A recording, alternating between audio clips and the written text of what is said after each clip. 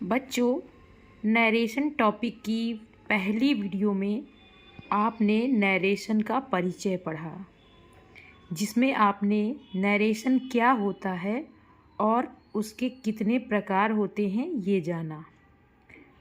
अब इस वीडियो 2 में हम नरेशन के अंतर्गत डायरेक्ट नरेशन को इनडायरेक्ट नरेशन में कैसे चेंज करेंगे, उसी के नियम के बारे में जानेंगे। तो डायरेक्ट से इनडायरेक्ट में बदलने के कुल 5 नियम होते हैं।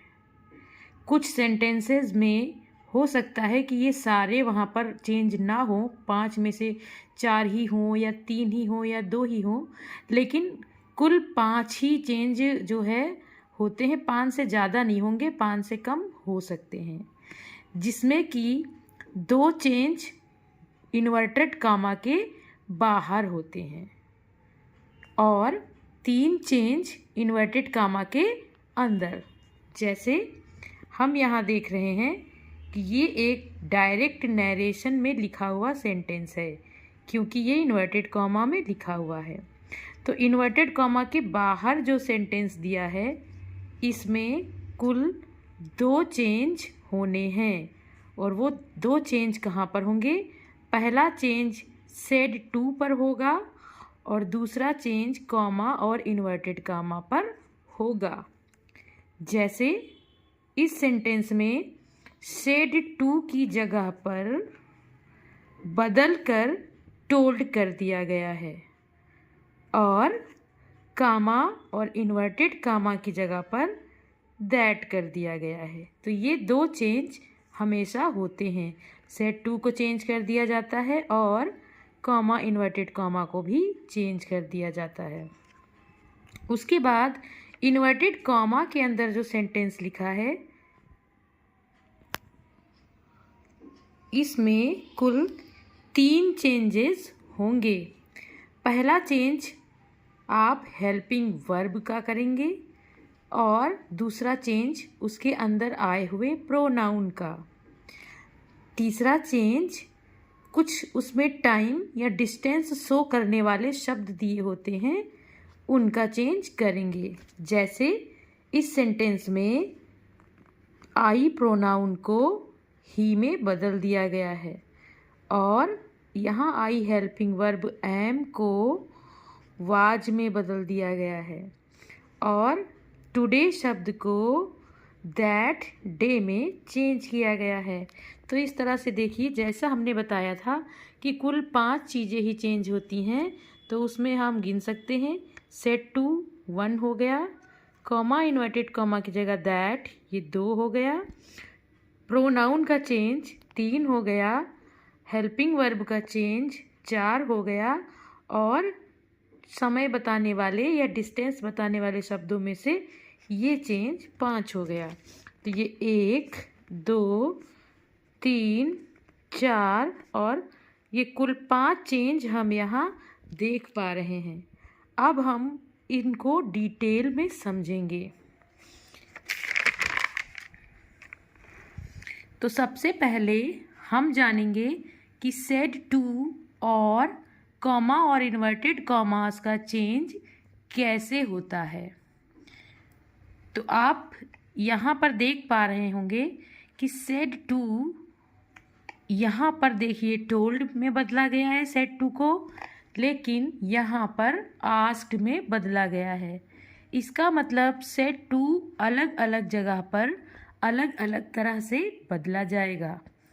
तो हम इसको डिटेल में समझते हैं। जैसे अगर इन्वर्टेड कामा के अंदर दिया हुआ सेंटेंस असर्टिव है, मतलब वो फुल स्टॉप पर ख़त्म हो रहा है और सब्जेक्ट से शुरू हो रहा है, उसके स्टार्टिंग में कोई सब्जेक्ट हो, मतलब कोई नाउन या प्रोनाउन हो और पीछे फुल स्टॉप हो, तो समझ जाइए कि वो असर्टिव सेंटेंस है। और फिर असर्टिव सेंटेंस होने पर हम सेड टू को टोल्ड में बदलेंगे और कॉमा और इन्वर्टेड कॉमा को हटाकर दैट लगाएंगे। Told that. बाकी देखिए ही वैसे ही है, मी वैसे ही है, और इस सेंटेंस को चेंज करके लिख दिया गया है। यहाँ पर हम खाली अभी सेड टू और कॉमास का चेंज समझ रहे हैं, तो हम इतनी ही बात करेंगे, ठीक है। तो आप ये समझ लीजिए कि जब फुल स्टॉप से सेंटेंस ख़त्म हुआ हो इन्वर्टेड कामा के अंदर और सब्जेक्ट से शुरू हुआ हो तो वो असर्टिव कहलाता है, और असर्टिव होने पर हम सेड टू को टोल्ड में और कामा हटाकर दैट लगा देंगे। सेकेंड सेंटेंस में आप देख सकते हैं इसमें पीछे क्वेश्चन मार्क दिया है, तो ये इंट्रोगेटिव सेंटेंस होता है, क्वेश्चन मार्क वाला, असर्टिव नहीं होता। इसलिए क्वेश्चन मार्क वाले सेंटेंसेस में आप सेड या सेड टू को आस्क्ड में बदलेंगे और कॉमास को हटाकर इफ लगाएंगे कनेक्टर। यहाँ पर बच्चों एक बात ये ध्यान रखना कि अगर असर्टिव सेंटेंस में सिर्फ सेड तक दिया होता, यानी टू मी ना दिया होता, तो हम सेड को सेड ही रहने देते, टोल्ड में नहीं बदलते और यहाँ पर दैट लगा देते।